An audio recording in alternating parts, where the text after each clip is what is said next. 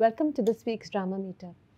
आज जब मैं अपने रिव्यूज़ रेडी कर रही थी तो मैं सोच रही थी कि पिछले 2 साल में हमने पाकिस्तानी टीवी ड्रामास में एक नए फॉर्मेट की पॉपुलैरिटी बढ़ती देखी है, and that's the short drama series.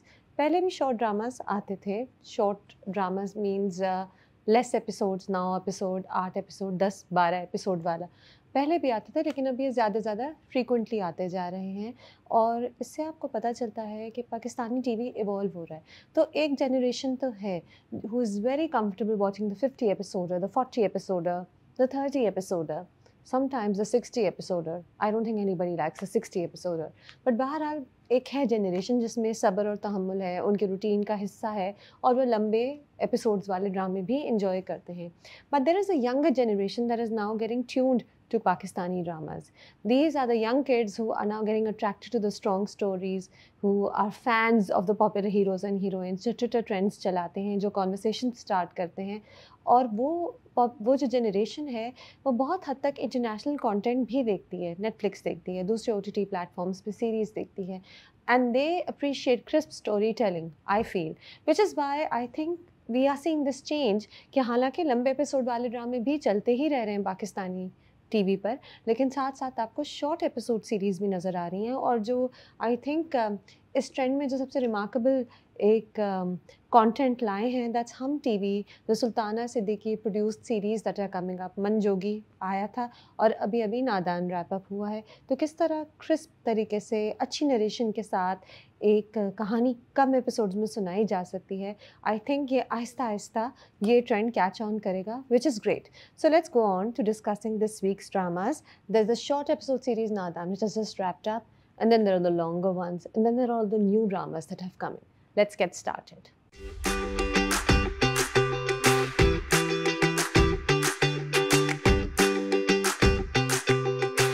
नादान से ही शुरू करते हैं।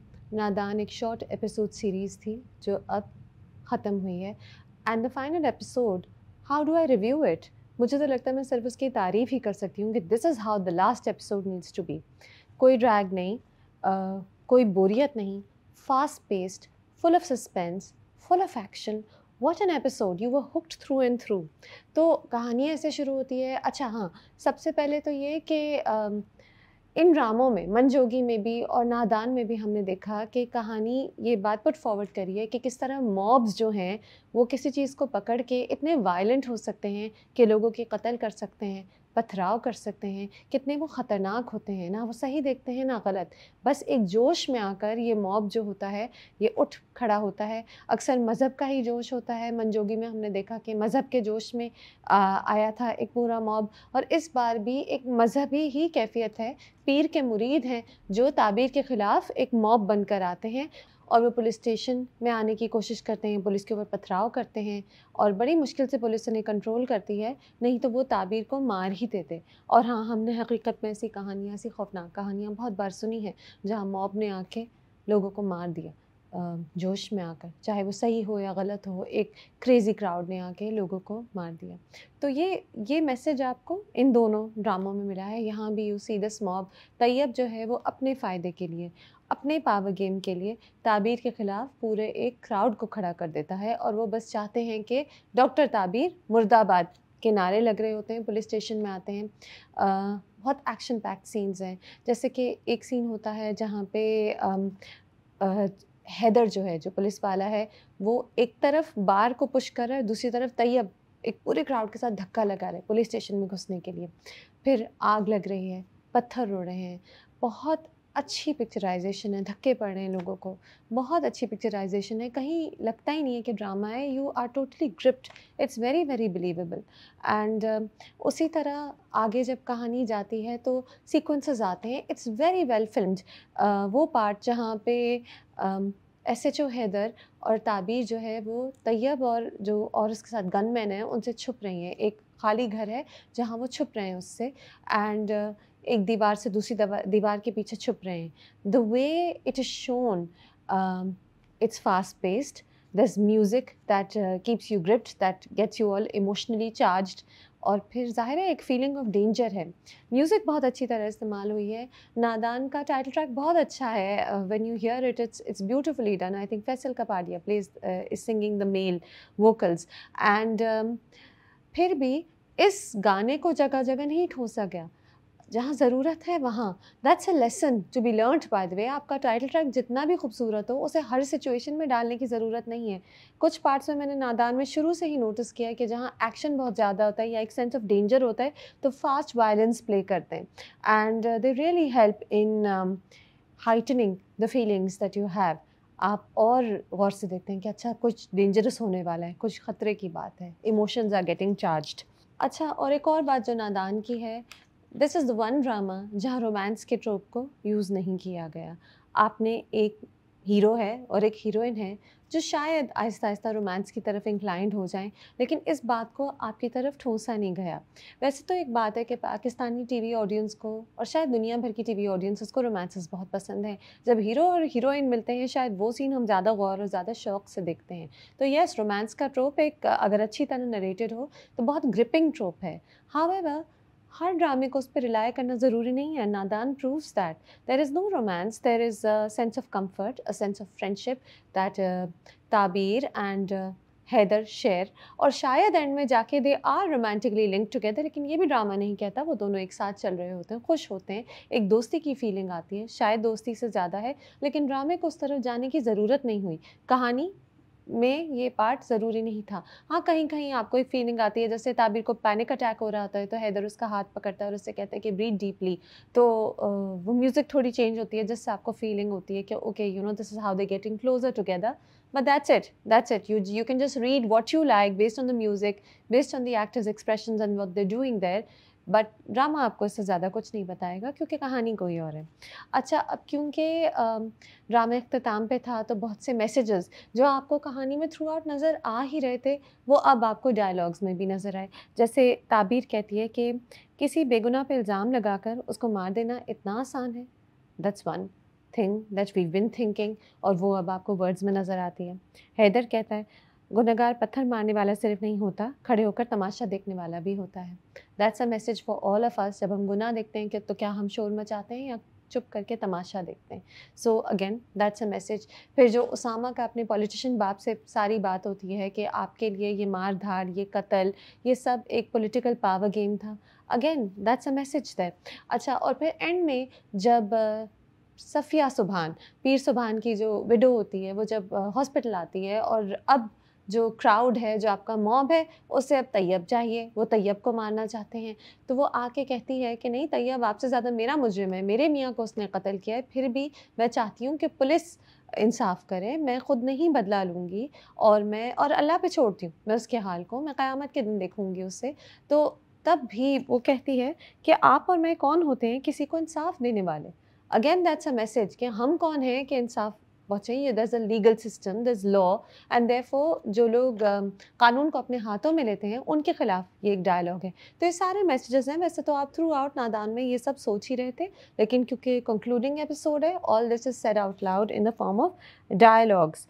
And of course how it ends, drug काफ़ी हद तक कंट्रोल हो गई। आपका एक विलन पीर था, उसकी डेथ हो गई। तैयब जो था वो कंट्रोल में आ गया, जिसकी वजह से उस जगह पे ड्रग्स कंट्रोल में आ गई, और पीर जो था, जो हमेशा से औरतों की पढ़ाई लिखाई के ख़िलाफ़ था, उसी के घर में अब उसकी बीवी लड़कियों को पढ़ा रही है। तो again strong messages there and amazing acting. एक और बात, ये कहानी बहुत अच्छी लिखी गई है and Mehreen Jabbar has done a very good job directing it. This last episode was stand out, but also performances. So Ramsha Khan, which is having the panic attack, वो एक डॉक्टर है जो बहुत डरी हुई है, जो पैनिक कर रही है, लेकिन वक्त पे उसे अपना फ़र्ज़ याद आ जाता है। वो तैयब की टांग पे गोली लगी होती है, उसे पट्टी लगाती है। Those expressions, the way she says everything, she's a natural. Well, then Ahmed Ali Akbar, makes a remarkable policeman. उसकी बॉडी लैंग्वेज, पुलिस वाले के बॉडी लैंग्वेज, फिर facial expressions, tone, or also the fact that as a policeman, he's always connected to his sense of duty. तो he is not a very emotional person, duty comes before emotions. ये सब आपको अहमद अली अकबर इतना अच्छा निभाते हैं वो सब, it's is a amazing performance and as always he just takes over the screen, he is very very good. So Ramsha and Ahmed Ali Akbar very very good, and then of course the rest of the cast, Bakhtawar Mazhar, Safia Sultan has done an amazing job in Nadaan. कैसे वो एक औरत हैं जो शुरू में बुली हो रही होती हैं, सॉफ्ट होती हैं, फिर जब डेथ हो जाती है पीर सुबहान की तो she gets a bit strict, she gets a bit, शक्ल पे एक पावर भी आ गया है, एक सेंस ऑफ सीरियसनेस आ गई है, जो टोन है जब वो लोगों से बात करती है तो किस तरह उसमें अथॉरिटी है, amazingly done. And of course Tayyab as Kashif Hussain, this drama was Kashif Hussain show, he is the perfect villain, the evil laugh that he has, and किस तरह वो प्लान करता है, किस तरह वो लोगों को उकसाता है, आँखों में जो गुस्सा होता है शुरू में, और फिर जब वो ताबीर को पकड़ने के लिए आता है तो कहता है कि पुलिस ये अपनी जान बचा लो, हमारा तुमसे कोई झगड़ा नहीं है, हमें डॉक्टर ताबीर दे दो। जो सारे डायलॉग्स हैं with facial expressions, with tones, amazing job. What a villain he's made. I look forward to see more of his work. He's a very memorable character. Nadan, one of the reasons why Nadan is memorable is because we've all hated Tayyab. So great job, great story, and a short episode है जहाँ फिर भी कुछ नहीं लगा जैसे कुछ जल्दी जल्दी चल रहा है, बहुत अच्छी तरह नीटली रैप अप हो गया। Hamad Shoaib is a very good actor. He plays Dr. Osama, लेकिन I feel that we didn't see enough of him. थोड़ा और nuanced role होता तो शायद और we would have enjoyed his performance more. But overall, it's a very impactful drama. 5 out of 5. On to Duniyapur. अच्छा, दुनियापुर का जो ये लेटेस्ट एपिसोड था, आई फेल्ट कि it was more about understanding the characters. थोड़ा थोड़ा हमें और पता चल गया कैरेक्टर्स के बारे में, उनके मोटिव्स के बारे में, कौन अच्छा है, कौन बुरा है, कौन प्योरली ईविल है और किसके शेड्स हैं।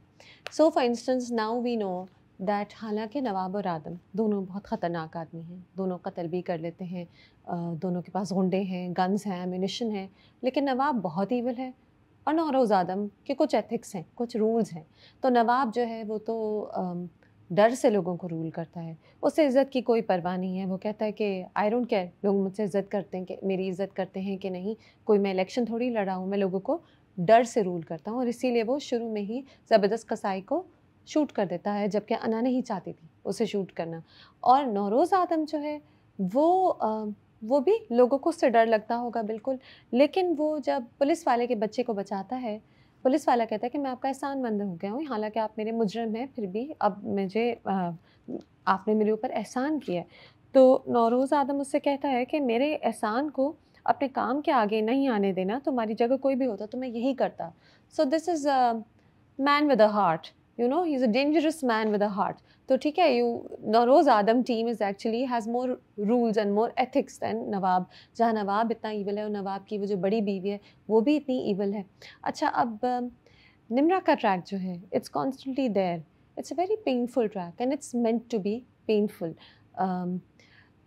वो जब आती है और नवाब से कहती है कि मैंने माँ से मिलना, और वो उसे थप्पड़ मारता है और वो कहता है नवाब कि वो इजाज़त लो जो तुम्हारी औकात है, और तुम सांस लेने की इजाज़त ले सकती हो, उठने बैठने की इजाज़त ले सकती हो, ऐसी इजाज़त नहीं ले सकती। और फिर अना जो है वो निम्रा को उकसाती है और कहती है कि तुम्हें अपने लिए स्टैंड लेना पड़ेगा, नहीं तो यूँ ही थप्पड़ खाती रहोगी, जूते साफ़ करती रहोगी। तो निम्रा स्टैंड लेती है और कहती है कि नवाब मेरी जूती पर, जिस पे इवेंचुअली निम्रा गेट्स पनिश्ड। और in a very painful scene we see के नवाब ने अपना हंटर निकाल लिया और फिर आवाज़ें आती हैं, हंटर से उसे मार रहा होता है। तो निम्रा का ट्रैक जो है वो पेनफुल है, but I think it's meant to be painful. अच्छा, निम्रा के ट्रैक के थ्रू आपको अना का कैरेक्टर थोड़ा और पता चला। So Ramsha Khan was Ana, she was once this girl जो भाई की लाडली थी, दुनियापुर छोड़ के जाना चाहती थी, मार धाड़ उसे अच्छी नहीं लगती थी, लेकिन अब उसे इसी दुनिया को रूल करना पड़ा है और उसे पता है कि सबको अपनी बात मनवाने के लिए सबसे उसे पावरफुल लगना पड़ेगा, उसे कोल्ड लगना पड़ेगा, उसे मर्डरस लगना पड़ेगा, लेकिन वो असल में ऐसी नहीं है। वो बहुत गुस्से में निम्रा से कहती है कि अपने लिए स्टैंड लो। वो बेसिकली कहती है कि सर्वाइवल के लिए आपको लड़ना पड़ता है, आपको मेहनत करनी पड़ती है। और जब निम्रा को मार पड़ती है तो वो अपने कमरे में बैठी रो रही होती है। So we see these sides कि even though she seems cold on the outside, she is actually soft on the inside. तो ये असल में अच्छी है, इसमें अच्छी बातें भी हैं। ऑफ़ कोर्स दुनियापुर को रूल करने के लिए उसे गलत काम करने पड़ रहे हैं, लेकिन दिल की अच्छी है शायद। और शायद यही होगा कि अना ही निम्रा को बचाएगी एट सम पॉइंट, क्योंकि हम देख रहे हैं कि शामिर और उसकी माँ भी निम्रा को ही याद कर रहे हैं। तो शायद अना निम्रा को बचाएगी, जिसकी वजह से शामिर और अना आमने-सामने आएँगे। शायद एक आपस में एक कम्फ़र्ट बिल्ड हो जाए या ट्रस्ट बिल्ड हो जाए। रोमांस भी बिल्ड होगा मेरे ख़्याल से, और जब रोमांस बिल्ड होगा so it will be great I think. एक तो these two very powerful enemies will be uniting. Secondly they look so good together. Khushhal Khan looks so good, rugged, young, he's the angry hero and he's out to get revenge. दूसरी तरफ Ramsha Khan has been styled beautifully. The way her hair is, the clothes, the draping that's there in her clothes, the colors that she's wearing, she's looking beautiful. She's looking like the cold-blooded queen. So they're going to look great together, and of course they're both acting so well. So we're looking forward to these two forces, how they come face to face. और मुझे लगता है कि निम्रा की ही वजह से शामिर और अना अनकरीब आमने सामने आएंगे, और शायद शामिर अना को ट्रस्ट करने लगेगा, क्योंकि निम्रा का ट्रैक कॉन्स्टेंटली चल रहा है, it's always there in the story.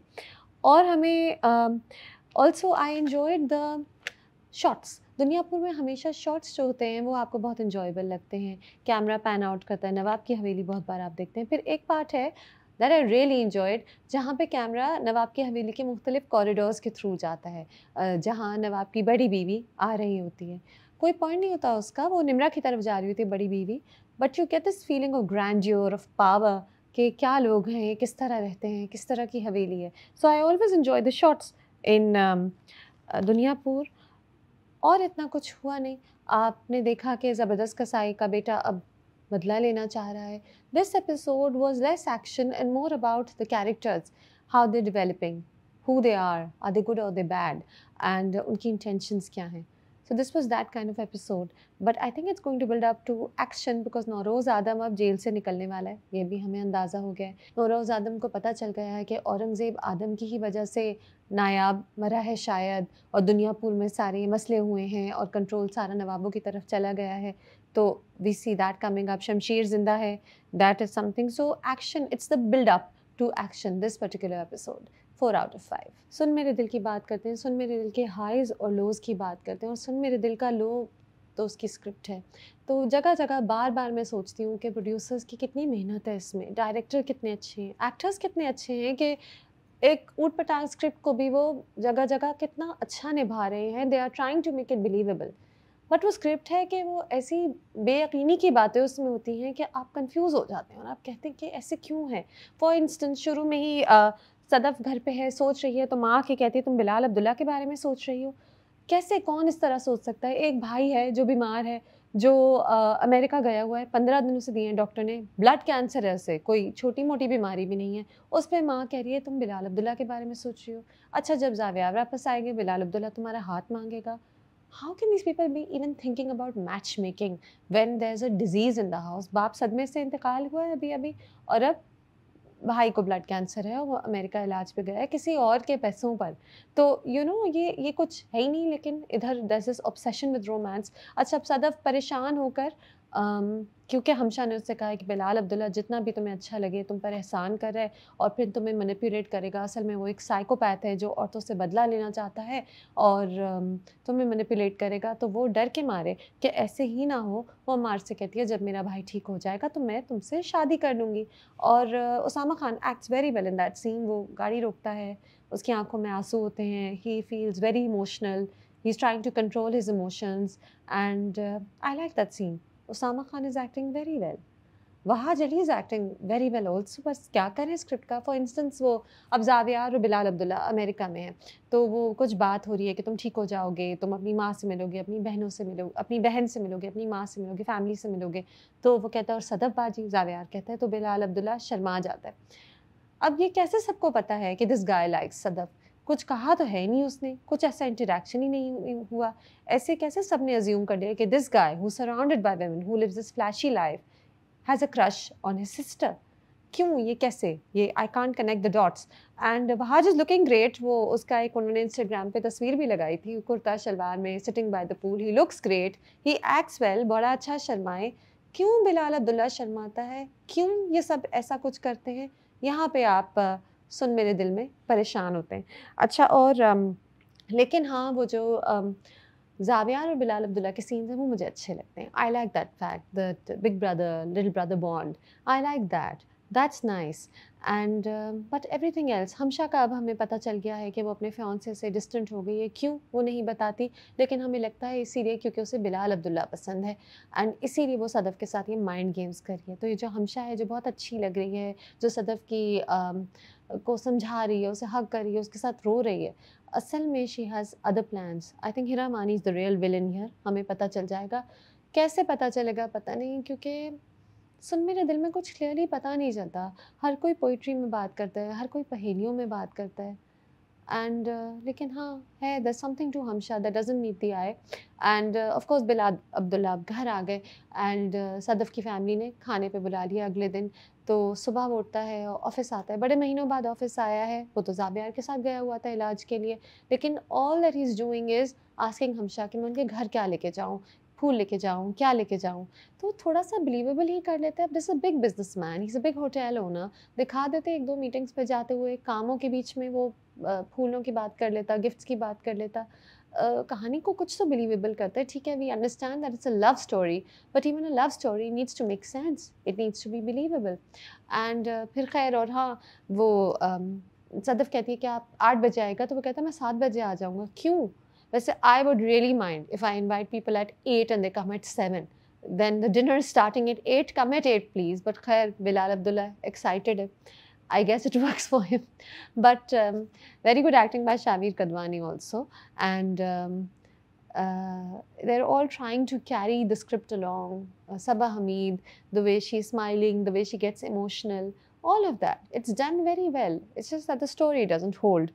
और एंड में ऑफ कोर्स अब ये हुआ है कि जी एक सूटकेस खोला है जब ज़ावियार का, तो उसमें Kenzo, Gucci, Chanel, Calvin Klein के गिफ्ट्स बिलाल अब्दुल्ला ने भर के दिए हैं। Wow! And Sadaf's mother is very happy, but Sadaf खुश नहीं है। सदफ़ को डर लगे जा रहा है कि बिलाल अब्दुल्ला वांट्स मोर और अब उसे नहीं करना। You know this girl who kept telling Bilal Abdullah कि आप जो कहेंगे मैं करने को तैयार हूँ, प्लीज़ जो आप कहेंगे मैं करने को तैयार हूँ। अब जब शादी की बात हो रही है तो उसे डर लग गया है। हाँ, okay. You know, production values in dramas have improved so much. We have amazing directors and amazing actors. और स्पेशली खलील साहब जो ड्रामे लिख रहे हैं उनमें बार बार आपको नज़र आ रहा है कि कितनी अच्छी टीम्स सिर्फ एक स्क्रिप्ट की वजह से नुकसान में पड़ रही। 2 out of 5। Let's talk about Jafaa. बहुत हार्ट ब्रेकिंग एपिसोड था जफ़ा का। पिछला एपिसोड जो था वो एंड ऐसे हुआ था कि we saw Andleeb jumping off into the water. अगले एपिसोड में, अब इस एपिसोड में पता चलता है कि वो नुमैर ख्वाब देख रहा था। पिछला एपिसोड लंबा था बहुत, इस तरह ना कि सब सोच रहे हैं, सब याद कर रहे हैं, सब रो रहे हैं, लेकिन वो जो एंड था उसमें आप चौंक जाते हैं। इस वाले एपिसोड में भी लोग रो रहे हैं, बट अब बात ऐसी हुई है कि you are hook to your seat and you feel goose bumps quite a bit, क्योंकि अब ये हुआ है कि पता चला कि अंदलीब ने शायद खुदकुशी की है। The police has pronounced her dead and you feel the pain of the characters. I mean, जफ़ा ऐसा ड्रामा है, हमने इतने शौक से देखा है कि we become very involved. We know the characters, हम डॉक्टर नुमैर को समझते हैं, हम अंदलीब को जानते हैं, हम अंदलीब के पेरेंट्स को समझते हैं। हमें याद है कि अंदलीब कितनी लाडली बेटी थी अपने बाप की, ये सब हमें पता है। तो जब वो रोते हैं और ऐसे टूट कर रोते हैं, तो आपको भी कहीं कहीं रोना आ जाता है। तो specially Nadia Afgan, what a great performance, the way she cries जानमाज़ पर। अंदलीब के पेरेंट्स दोनों, व्हाट फैबुलस परफॉर्मेंसेस, जो जानमाज़ पे रो रही है। फ़ोन आता है पुलिस का कि टेलिंग देम कि जी वी प्रोनाउंस्ड हर डेड, क्योंकि वो लापता रही इतने महीनों से, तो बाप इन्ना लिला पड़ता रोता है। वो परफॉर्मेंसेस इतनी अच्छी हैं कि a lot of the episode belonged to Andleeb's parents. उनका डिस्ट्रेस, उनका रोना, उनके रिग्रेट्स और दूसरी तरफ Usman Mukhtar, what a great performance. बैठा खामोशी से आंसू बहे जा रहे हैं, बैठा सोच रहा है, याद कर रहा है, आंसू आ रहे हैं, अंदलीब के वॉइस नोट सुन रहा है और उसे वापस ऐसे ही रैंडमली मैसेज कर रहा है। और जब पुलिस ढूंढ रही है उसे, तो एक कोने पे दरख्त से टेक लगा के रो रहा है। The heart break that he is feeling, the guilt that he is feeling, the distress, your heart goes out to him. अच्छा, but back to Andleeb's parents. I think जो सबसे मेरे लिए मेमोरेबल सीन था इस बार जफ़ा में, वो ये था कि वो माँ बाप से कहती है कि आप तो उससे इतना प्यार करते थे, उसकी बॉडी नहीं मिली है, गायबाना नमाज़ जनाज़ा हो रही है, तो आप कैसे सोच सकते हैं कि वो मर गई? तो वो कहते हैं, द फादर सेज़, हमारी बच्ची तो तभी चली गई थी जब उसने शादी की रात अपनी जान लेने की कोशिश की थी। और हाँ, फिर नुमैर ने उसे बचाया, नुमैर ने उसका साथ दिया, उसके साथ हमदर्दी की, उसे समझा, और वो वापस एक हैपीली मैरिड लाइफ में आ गई, उसकी बच्ची भी हो गई। लेकिन हमारी बच्ची तो तभी चली गई थी। Now Jafaa is of course a drama that makes you think. तो यहाँ आपको समझ आता है कि कहानी आपको क्या कहने की कोशिश कर रही है। इस लड़की में शुरू से सुसाइडल टेंडेंसीज़ थीं, ये बहुत इमोशनल थी, ये ट्रिगर हो जाती थी तो ऐसी-ऐसी चीज़ें कर लेती थी जो आम लोग शायद ना करें बहुत बार। तो अंदलीब ने मुइज़ की खातिर अपनी जान लेने की कोशिश की थी, और जब वो ठीक हो गई, जब वो वापस उसने सोच लिया कि मैं अपनी शादीशुदा ज़िंदगी एन्जॉय करूँगी और मैं मुइज़ की तरफ नहीं जाऊँगी, मैं अपने मियाँ के साथ रहूँगी, तो उसकी फैमिली ने बड़े आराम से एक्सेप्ट कर लिया। Nobody realized that this girl is so emotional that she has suicidal tendencies and these should be treated. तो मुइज़ ने तो अपनी जान नहीं ली, ठीक है, उसकी माँ ने उसे रोक लिया था, लेकिन जो भी था, bottom line was he did not take those pills, but Andleeb ने ली थी। That was a warning sign, but that nobody saw. उसका मियाँ डॉक्टर था, उसकी कज़न डॉक्टर थी, उसके माँ-बाप इतने इन्वॉल्व पेरेंट्स थे, बट नोबडी रियलाइज़्ड कि ये एक ऐसी डेंजरस उसने हरकत की थी कि फिर से भी हो सकती थी। और वो यही हुआ कि व्हेन शी फाइंड्स आउट कि नुमैर डीएनए टेस्ट के लिए गया है, तो वो एकदम से इतनी डिस्टर्ब हुई, इतनी इमोशनल हुई कि वो अपनी चंद महीने की बच्ची के को छोड़-छाड़ चली गई, और शायद उसने अपने आप को ख़त्म कर लिया। And that's what the father realises कि हमारी बच्ची तो तभी चली गई थी, हमें उसी वक़्त देख लेना चाहिए था, शायद हम रोक लेते, शायद वो मेडिकली ट्रीटेड हो जाती, तो ऐसे ना होता। So this scene was very memorable. Depression, suicidal tendencies can't be taken lightly. They need to be treated. That's the message the drama is giving you here in this very painful episode. अच्छा, फिर एक और message वो फिर, क्योंकि खुदकुशी बहरहाल मज़हब में गुनाह है, इट्स नॉट अलाउड। तो बाप ये भी कहता है कि तुम अपनी बेटी के लिए दुआ करो, अल्लाह माँ की दुआ सुनता है। तो while being very sensitive to Andalib's mental pain, to her distress, the drama also puts that forward कि जो उसने किया वो सही नहीं था, वो मज़हब में नहीं अलाउड, उसके लिए अब दुआ करें उसके माँ बाप। विल अंदलीब रिटर्न, उसकी बॉडी तो नहीं मिली, लेकिन मुझे लगता है कि नहीं वापस आएगी। ये तो मुझे लगता ही था कि अब नुमैर और अंदलीब की हैप्पी एंडिंग नहीं हो सकती थी, but I don't think that Andleeb will come back now, they leave this open ended. और हाँ, ये आपको नज़र आ रहा है कि अब कुछ टाइम गुजर गया, नुमैर बहुत अपसेट है, अगले एपिसोड में वो ज़ारा को बता देगा कि इनफर्टिलिटी का इशू था, डीएनए टेस्ट कराया था। You see that Zara is single, having suffered through a very difficult marriage, and Numair is now single after this tragedy, और ये 2 फ्रेंड्स हैं who will support each other. अब जो ड्रामा ऑडियंस है, वो सोचती है कि 2 सिंगल लोग हैं, हमेशा से दोस्त हैं, एक-दूसरे को बहुत समझते हैं, तो ये एक साथ हो जाएँ। नुमैर की माँ कहती भी है कि बच्ची को कौन सँभालेगा? तो वो कहता है मैं सँभालूँगा, लेकिन आपके दिमाग में आता है कि नहीं, बच्ची के लिए here's a mother figure here that could take care of the children. But I think again, Jaffa is an intelligent drama. Jaffa doesn't look for convenient storylines. I do feel that Numair and Zara are not going to get romantically inclined. Male female friendship भी एक चीज़ होती है, male female companionship और support भी एक चीज़ होती है। Single fathers भी होते हैं जो बच्चों को बहुत अच्छा रेज़ करते हैं। एंड इवन दो कहानी उस तरफ जा सकती है, नुमैर और ज़ारा की अब लिंक अप हो सकता है romantic, I don't think that's going to happen in Jafaa. It's going to give you a strong message, it's going to be realistic, Numair is going to raise his child alone, and there'll be a strong message about male-female friendship. That's my prediction for Jaffa. I hope we've suffered through a lot of pain, and सही बात है, वो pen ज़रूरी था ताकि हम सोच सकें कि हुआ क्या है और ये क्यों हुआ है और ये कैसे हुआ है। ठीक है, हमने वो सब सोच लिया। आई होप आगे के एपिसोड्स इतने पेनफुल ना हो। I do feel that the drama is about to wrap up, and it's not going to be a typical happy ending, but it's going to be a strong ending. I feel 5 out of 5. नए ड्रामे की बात करते हैं, कर्ज़े जान।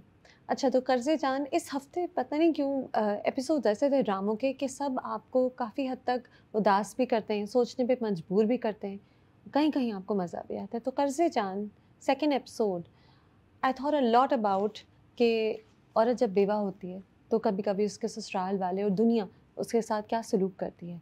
तो बिस्मा जो है, वो बेवा है, वो बहुत यंग थी जब वो बेवा हुई, और तब से वो हाउस हेल्प की तरह अपने ससुराल में रह रही है। उसके मियाँ की ज़मीनें थीं, जायदाद थीं, जो उसका हक़ था, उसे मिल जाना चाहिए था वो सब कुछ अपनी बेटी को रेज़ करने के लिए, खुद रहने के लिए, लेकिन उसे पॉकेट मनी मिलती है अपनी सास से और अपने अपने मियाँ के भाई से, बड़े अब्बा, played by Deepak Perwani. So the thing is कि ये होता है, और ये बार-बार आपको सेकंड एपिसोड में तो यही नज़र आता है कि ये फैमिली किस तरह पैसे की खातिर, पावर की खातिर, घर में एक फ्री की हाउस हेल्प होने की खातिर इस औरत को और उसकी बच्ची को ट्रीट करती है। नशवा कहती है अपनी माँ से कि बचा हुआ पराठा मुझे मिलता है, चाहे मुझे उसे देख के उल्टी ही क्यों ना आ रही हो। पुराने कपड़े मिलते हैं, माँ को जो है बख्तावर की बीवी के पुराने कपड़े मिलते हैं, और नशवा को अपनी कज़िन बीनिश के पुराने कपड़े मिलते हैं। इस तरह उन्हें ट्रीट किया जाता है जैसे कि कोई वो सेकंड क्लास सिटिज़न्स हैं उस घर में, हालाँकि दे आर इक्वल्स।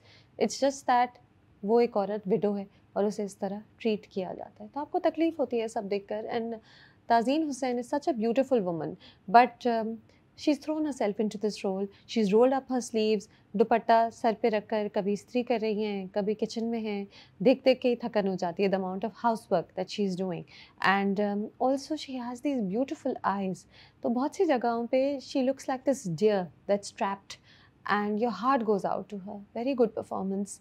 एंड कहानी वैसे तो नेचुरली नशवा और बुरहान और अमार का एक लव ट्रायंगल भी आएगा, बट बहुत हद तक कहानी मुझे लगता है बिस्मा की भी होगी। अच्छा, और अब एक इनका भाई है आसिम, जिससे किसी टाइम पे बिस्मा शादी करना चाहती थी और फिर उसकी जगह दूसरे भाई से शादी हो गई जो हमेशा बीमार रहता था। जब आसिम आएगा तो क्या होगा? I don't know, but I do think कि आसिम की अनकरीब एंट्री होने वाली है। अच्छा, और हमें ये भी पता चल गया क्लियरली कि बड़े अब्बा और जो दादी हैं वो बुरे हैं। पैसों को वो अपने कंट्रोल में रखना चाहते हैं, थोड़े-थोड़े करके देते हैं नशवा को और बिस्मा को। ये बहुत है कि हमारी घर की औरतें ये करेंगी, वो नहीं करेंगी, और इसकी वजह से वो नशवा को एज़ अ लॉयर प्रैक्टिस करने की इजाज़त नहीं दे रहे बड़े अब्बा। और फिर एक डिस्प्यूटेड लैंड है जिसमें मज़ार बना लिया, जहाँ पे नशवा के फ़ादर और उसके दादा की कब्रें हैं। तो क्योंकि वो डिस्प्यूटेड लैंड है, तो अब वो कहती है दादी उसकी, जिस ज़मीन पर कब्रिस्तान बन जाए उस ज़मीन पे कोई और कब्ज़ा नहीं कर सकता। तो फिर ये लैंड पे भी कंट्रोल करना चाहते हैं। तो ये लोग तो ईविल हैं, ये बुरे हैं। और जी, बड़े अब्बा तो बड़े स्लीज़ी भी हैं। वो बिस्मा का हाथ पकड़ के कहते हैं तुम्हारी स्किन कितनी नरम है। तुम्हारा हाथ कितना नरम है, और मैंने कभी तुम्हें अपनी भाई की बेवा नहीं समझा। तो हमें पता चला कि ये आदमी स्लीज़ी भी है। ये तो बहुत ही बुरे हैं। Very good performance there, there was some scene, it made me laugh कि आगे क्या होगा? I felt so scared for poor Bisma. So good scenes there, we know the bad people. Also Bakhtawar की बीवी, एक बात होती है क्लियरली, वो अपनी बहन से वीडियो कॉल पे बात कर रही होती है, तो बात होती है कि हाउस हेल्प इतनी मुश्किल से मिलती है, बिस्मा नहीं होती तो मैं क्या करती, सारे काम वो कर लेती है। तो इस फैमिली को बड़े आराम से ये राज़ी हैं कि ये एक औरत जो उनकी इक्वल होनी चाहिए थी, वो बस उनके घर में हाउस हेल्प के तौर पे रह रही है। So you see all these dynamics there. बड़े आराम से कर्ज़े जान एक रोने वाला ड्रामा हो सकता था, but I have hope because of your leading lady, and that's नशवा।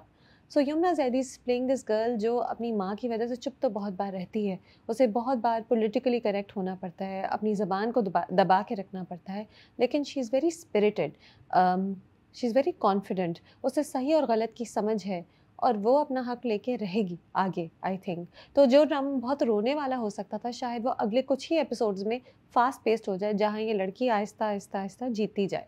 अच्छा, जगह जगह कॉन्वर्सेशंस हो रही हैं, इस बार तो बहुत हुई नशवा और उसकी माँ के बीच में, जहाँ नशवा कह रही है कि आप अगर पढ़ लेती तो आप अपने लिए कमा लेती, आपको इन लोगों पे डिपेंडेंट ना होना पड़ता। मैंने प्रैक्टिसिंग लॉयर बनना है ताकि मैं फाइनेंशियली इंडिपेंडेंट हो जाऊँ, आप और मैं इनकी पॉकेट मनी पे डिपेंडेंट ना हूँ। और अगर ये हमारे बाप की बरसी पर पैसे गँवाने की जगह हमें उनकी जायदाद में से पैसे दे देते, तो उनकी रूह को ज़्यादा सुकून मिलता। तो इन सारी चीज़ों से आपको पता चल रहा है कि इस फैमिली में कितनी अनफेयरनेस है। लेकिन ये बातें ये लोग आज क्यों कर रहे हैं? ये तो हमेशा से इसी घर में रह रहे हैं, हमेशा से ऐसे ही घुट-घुट के रहते थे। अब क्यों नशवा को इतनी घुटन एकदम से महसूस हो रही है कि वो अपनी माँ से ये सब बात कर रही है और हम सबको पता चल रहा है? इसलिए महसूस हो रही है क्योंकि हमें कहानी समझनी है। बेसिकली यही बात है। बट ये थोड़ा वो लगता है, अनबिलीवेबल लगता है कि अब क्यों ये बात कर रही हैं, ये तो ऐसे ही रहते थे। तो ये एक बात है ड्रामे में, कुछ ये एक वीक पॉइंट नज़र आता है। ज़ाहिर है हम सबको ये पता होना ज़रूरी है, इसलिए बार-बार ये बात हो रही है, but still it makes the flow a bit weak. Having said that, even if the flow is weak, the story is being carried very well by Yumna Zaidi. I think she's the highlight right now. Um, she has this appeal to her as an actress. She's so confident. Her body language, her facial expressions. This is a girl who knows कि audience उनकी grip में है और वो उनको grip में रखती है with her dialogues, with the way she says things.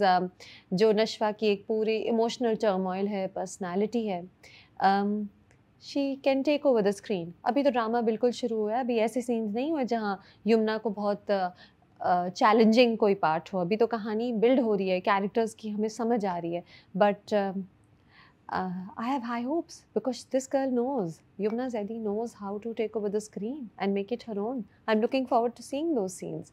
अच्छा, and बुरान, बैरिस्टर बुरान हमने बहुत कम देखा इस सेकेंड एपिसोड में, लेकिन हाँ, he looks great and his styling is very well done over here. Usama Khan is looking great और मुझे लगता है उसामा खान जो हैं वो आसिम के शायद बेटे हैं. आसिम जो नशवा के ही बख्तावर का भाई है, नशवा के फादर का भाई है. ये मैं अभी श्योर नहीं हूँ, but I think that's where the story is going, that Buran will also turn out to be Nashwa's cousin. और फिर क्या होगा, how will these two meet. Promo में नज़र आ रहा था नेक्स्ट एपिसोड के कि बख्तावर कहेगा कि नशवा की अम्मा से शादी हो जाए. ये शायद इसीलिए होगा क्योंकि ये इतना मनी ऑब्सेस्ड ख़ानदान है. ये चाह रहे होंगे कि नशवा के बाप की जो भी ज़मीनें हैं, जो भी जायदाद है, वो फैमिली में ही रहे, उन्हीं के काबू में रहे. तो ये लव ट्रायंगल आने वाला है करीब. And Nashwa being the spirited girl she is, ऐसे होने तो नहीं देगी. She doesn't like Ammar. Even you know एक पार्ट होता है जहाँ वो लॉयर जो है, जो बैरिस्टर बुरान के साथ जो लॉयर है, वो फीमेल लॉयर्स को कहता है कि कितनी केयरलेस हैं, देखो ग्लास तोड़ दिया चाय का. तो जो नशवा की शक्ल होती है ना गुस्से में, और वो अपने आप को कंट्रोल करने की कोशिश कर रही होती है, आपको पता चल जाता है कि आगे बहुत से इंटरेस्टिंग सीन्स आने वाले हैं जहाँ पे लड़ाई भी होगी. वो सुना भी देगी एक दो लोगों को जब वो उसको तंग करेंगे. Looking forward to what's up next in Qarze Jaan. 4 out of 5. Let's talk about Faraar. अच्छा, फ़रार का सेकेंड एपिसोड जो था वो मुझे पहले एपिसोड के मुकाबले में बहुत स्लो लगा.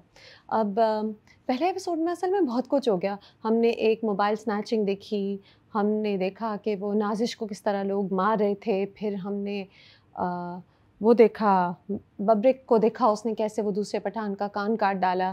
फिर हमने बातिश को देखा that he is a target killer and वो एक लड़की के पीछे पीछे जा रहा है, थोड़ा रोमांटिकली इंक्लाइंड है. So a lot happened in the first episode.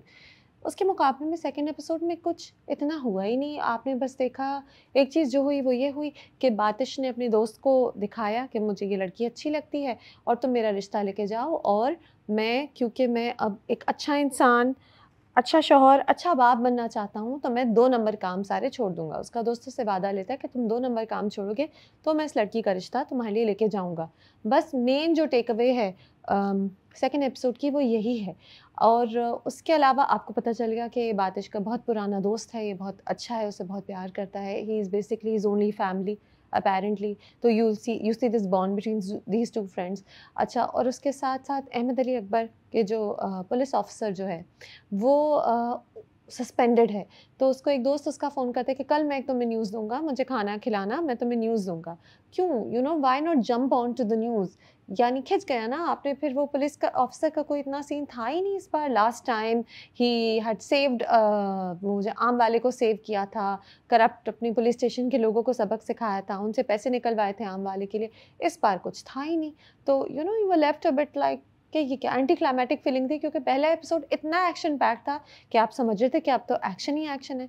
अच्छा, इसी तरह अब नाजिश का सीन आपको नज़र आया कि वो इतने दुख में आ गई, जो उसका जो वो अमीर बॉयफ्रेंड है जिसकी बीवी ने और भाइयों ने उसके साथ जो मारपीट की थी, कि उसने अपनी जान लेने की कोशिश की बाथरूम के में क्लीनर जो रखा होता है, तेज़ाब जो होता है वो पीकर. और फिर उसके जो वो बॉयफ्रेंड है उन्होंने बचा लिया उसको और कहा कि जो ब्रीफ केस है हमारे पास, ये हमारी प्रोटेक्शन है. क्या है इस ब्रीफ केस में ये हमें नहीं पता, लेकिन हमें ये पता है कि उस आदमी के जो भाई हैं, उस आदमी की बीवी के जो भाई हैं, वो बहुत ख़तरनाक हैं और उससे बदला लेने पे राज़ी हैं. Again nothing at all. Babrik का ट्रैक आया कि उसका बाप जो है, उसे पता चल गया कि उसे इतना गुस्सा आता है, और उसका जो सुसर टू बी है, जो उसकी मंगेतर का बाप है, वो कहता है कि इसके गुस्से को काबू होना चाहिए. और बब्रिक का दोस्त उसे कहता है कि कोई भी बेटी का बाप अपनी बेटी की उस लड़के से शादी करना नहीं चाहेगा, 24 घंटे जो गुस्से का तेज़ाब पी के रखा रहता है। ये मुस्तफ़ा अफ़रीदी की बहुत मज़ेदार लाइन्स होती हैं, ये मैं लिख लेती हूँ। मुझे बहुत मज़ा आता है इनको रिपीट करने में और याद करने में। So those lines are there, it's just that the pace was very slow. हमें ये भी पता चला कि जो जिमी है, वो जो बातिश का जो साथी है जिमी, वो चाहता है कि उसे कोई टारगेट मिले, उसे कोई टारगेट नहीं मिलता। लेकिन शायद अब जो जिस पॉइंट पे एंड हुआ, बातिश ने कहा है कि मैं काम छोड़ रहा हूँ। अब शायद पॉलिटिकल पार्टी चाहे कि जिमी ही बातिश को ख़त्म करेगा। ट्रैक तो उसी तरफ जा रहा है क्योंकि naturally once you are a target killer, once you worked for a political party, been there target killer, आप कैसे काम ऐसे ही छोड़ सकते हैं? आप तो टिल डेथ उन्हीं के साथ इन्वॉल्व होते हैं। तो मुझे लगता है कि बातिश को इतने राज़ पता हैं कि जो पार्टी है वो उसको ऐसे ही जाने नहीं देगी और उससे अम, जिमी को कहा जाएगा कि या तो इसको ख़त्म करो या इसे वापस काम पे लाओ। तो इतनी सी कहानी गई है। I just wanted more. Also the fact कि बातिश जो है वो um, दूर बाइनोकुलर्स के थ्रू जो लड़की उसे पसंद है उसके घर में झांक रहा है और वो झूले पे बैठी किताब पढ़ रही है, अपने दोस्त को भी दिखा रहा है लड़की। How can dramas condone this? This is not right. किसी के घर में झांकना बाइनोकुलर के थ्रू, दैट्स स्टॉकर बिहेवियर।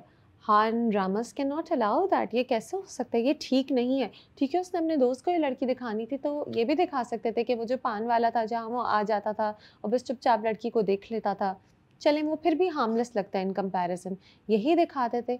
लेकिन ये करना कि रात के वक़्त दरख्त चढ़ के उसके घर में झाँकना, this is dangerous behaviour to put forward on TV and I wish it hadn't been there क्योंकि ये इतनी छोटी सी चीज़ थी जो कोई सेंसिबल तरीके से, लेस प्रॉब्लमैटिक तरीके से भी दिखाई जा सकती थी। दोस्त को दिखाना ही था ना लड़की कौन है, पान वाले क्या दिखा देते, घर में झाँकने की क्या ज़रूरत थी? और लड़की ऑफ़ कोर्स क्योंकि ये ड्रामा है और ये खूबसूरत सी लड़की है तो वो भी झूले पे बैठी हुई किताब पढ़ी बहुत ही प्यारी तरह just waiting to be seen through binoculars. Normally आप घर में इतनी तमीज़ से नहीं बैठे होते, लेकिन वो तो ख़ैर she is looking very pretty, Mamiya is looking very pretty in the drama, but regardless ये पार्ट सीरियसली प्रॉब्लमैटिक था। सो I just wanted to see more because the first episode promised more in Farrar. Let's see where the third episode takes us. 3 out of 5 this time. Let's talk about a Ishq Junoon. कभी मैं कभी तुम की जगह आया है ए इश्क जुनून और अक्सर ये बात हो रही थी कि क्या कभी मैं कभी तुम के बाद जो ड्रामा आएगा उसे लोग एक्सेप्ट करेंगे, क्या उसे पसंद करेंगे? इतने हिट ड्रामे के बाद एक और आएगा। थर्ड और फोर्थ एपिसोड मैंने देखा है, मैं कहती हूँ पसंद करेंगे। आई एम हुक टू ए इश्क जुनून। It's so much fun to see. There's so much happening in it. The characters grab you. The performances are great. The director has worked very well. So I'm hooked completely. I think everybody is. So of course we have Eman, अच्छी सी लड़की है, घर के लिए कमा रही है, इतनी ईमानदार है कि वो जिस होटल में काम कर रही है वहाँ उसे बड़ी टिप मिलती है तो उसे लगता है कि ये तो गलत है, मुझे टिप नहीं मिलनी चाहिए। बहुत ही अच्छी है। और उसकी माँ और बहन हमें पता चल गया है पैसों से ऑब्सेस्ड हैं। एक बैड बॉय है शहरोज़, एक अच्छा हीरो है Rahim and Rahim is in love with his fiancee Maheen. ये सब हमें पहले 2 एपिसोड्स में भी पता चल गया था और अब कहानी आगे गई है। So I think the one scene that we'll all remember very well over the last 2 episodes was the swimming pool scene कि किस तरह शहरोज़ एमन को धक्का देता है और राहिम जंप मारता है और उसे बचाता है। It was shot extremely well, there were under water scenes, the pace was great, the actors expressions, the way they acted कि वो शहरोज़ की जो वो ईविल सी स्माइल होती है जब वो धक्का देता है एमन को और फिर बाद में एमन डर रही होती है, बहुत घबरा रही होती है और राहिम अपोलोजाइज़ कर रहा होता है। All those scenes, the chemistry between the actors, the way they all interacted, very well done and very well shot by Qasim Ali Mureed, especially underwater, the swimming pool, everything. It was really good, memorable scene and I think actors को भी ये पता था। उष्णा ने बाद में BTS भी लगाई थी, वाकई बहुत memorable था। आपको लगा कि oh this drama is going to have some cool stuff in it। अच्छा, अब आप बहुत टाइम तक शहरोज़ के कैरेक्टर के बारे में सोचते हैं तो शहरोज़ जो है he is a bad boy through and through. Shuja Asad is playing the bad boy very well in this drama and वो होटल में एमन को छेड़ता है, उसे टीज़ करता है, उसके बाद उसे धक्का दे देता है, उसके बाद भाई की एमन से बात करते हुए कंसोल करते हुए वीडियो बना लेता है जो वो शायद गलत टाइम पे रिलीज़ करेगा किसी टाइम पे अपने भाई को तंग करने के लिए। भाई को मना लेता है गाना गा के, यू सी के जो भी है he is a bad boy लेकिन ही इज़ ऑल्सो लाइकेबल, लाडला है, बिगड़ा हुआ है। लेकिन फिर वो बिगड़ापन आगे चला जाता है पार्टी पर जहाँ वो एमन को असॉल्ट करने वाला होता है as far as I can assume it, as far as I see it, वो उसे राहिम के कमरे में पकड़ के लेके जाते हैं बेसमेंट में और उसे असॉल्ट करने वाला होता है, and he is drunk and he is drugged out. और वो इतना बिगड़ा हुआ है और इतना ब्रैटी है कि वो सोच रहा है कि वो कुछ भी कर सकता है, तो वो इस लड़की को पकड़ के आराम से बेसमेंट में ले गया असॉल्ट करने के लिए, and he does this so easily कि आपको लगता है कि शायद ये पहले भी ऐसे करता था। This is not just spoiled boy, he is a proper bad boy, ये गलत काम करता है। अच्छा, फिर जब एमन बेहोश हो जाती है, खून बहने लगता है और लगता है कि मर गई है, तो वो नहीं चाहता कि हॉस्पिटल जाए, उसका his code of ethics is seriously twisted. वो बस चाहता है कि मैं इस लड़की की वजह से मसले में क्या पढ़ूँ, इसको कहीं फेंक देते हैं उठाकर। तो ये सब आपको शहरोज़ का कैरेक्टर पता चल रहा है कि ये आपका विलन है, ये बैड बॉय है, इसने आगे बहुत मसले करने, कर ही लिए मसले। अच्छा, साथ साथ एक और नेगेटिव कैरेक्टर जमाल का है, जो एमन का कज़न है, कभी किसी ज़माने में मंगेतर था, अब एमन की अम्मी ने बेइज्जती करके उसे निकाल लिया है कि तुम शरबत भी ना पियो, यहाँ से जाओ, मेरी बेटी तुमसे शादी नहीं कर रही। तो अब जमाल को गुस्सा आ गया है, वो सूट रेंट कर करके जाता है मंगनी पर, उसकी राहिम और माहिन की मंगनी पे भी चला जाता है, एमन को स्टॉक कर रहा है, उसको तंग कर रहा है एमन को।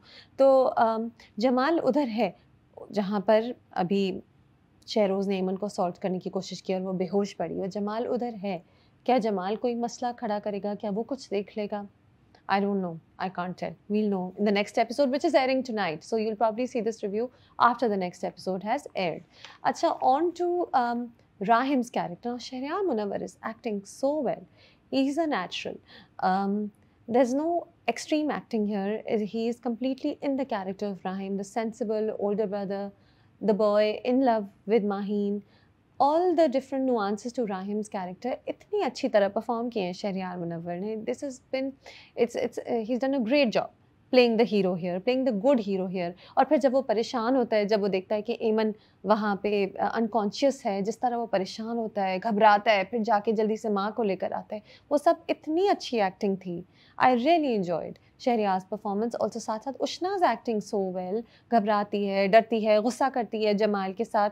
हाँ, मुझे ये नहीं समझ आता कि जब जमाल उसे पार्किंग लॉट में तंग कर रहा होता है और बाकी लोग उससे पूछते हैं कि एमन इज़ एवरीथिंग ओके, वो क्यों नहीं कहती कि ये मुझे तंग कर रहा है, एंड वो क्यों जमाल को शट अप कॉल completely नहीं देती। That's something I don't understand. Maybe she doesn't want to create a scene at her new job. That's my assessment. लेकिन खैर कहानी उसके मसले और बढ़ गए हैं। पूल में भी उसे धक्का मार दिया उसके बाद शहरोज़ ने, फिर अब तो वो अनकॉन्शियस पड़ी है राहिम के घर, और शहरोज़ ने बॉडी भी कहीं गायब कर ली है। तो अब तो Jamal is the least of her problem. She is Eamon is in, there's more to it, she's run into more trouble. Acha, and Maheen, of course, Maheenur Haider looks beautiful, absolutely gorgeous as the dulhan, और बहुत investment हुई है इस ड्रामे में, बहुत मेहनत से बनाया गया है, पता चल रहा है। स्पेशली जो मंगनी का पूरा सेटअप है इतना ग्रैंड है, this the digital screens at the back, the clothes Maheenur Haider is wearing, she looks beautiful, it looks grand, it's supposed to be a grand party and it looks like a grand party. बस वो जो राहिम की speech होती है वो थोड़ा सा आपको एक इंडिकेशन देती है आगे के मसलों की, क्योंकि वो अब उसकी मंगनी हो रही है और वो ना माहीन की बात करता है ना अपनी माँ की बात करता है, वो अपनी बाप की बात करता है। तो शायद ये आगे आपको कुछ इंडिकेशन है कि while he's very close to his father, he's not close to his mother at all, right? We can tell that he has some issues with his mother, और उसे लगा है हमेशा से कि माँ ने शहरोज़ को प्रेफरेंस दी है। तो ये हमें आगे मसला नज़र आएगा, जिसकी वजह से राहिम ने बहुत क्यूरियसली सिर्फ बाप की तारीफ़ की और माँ भी स्माइल करते करते देखती रही। क्या ये स्टेप मदर तो नहीं है राहिम की? मुझे बार बार एक फीलिंग आती है कि राहिम की माँ जो है शायद उससे इतना प्यार नहीं करती एंड स्टेप मदर है।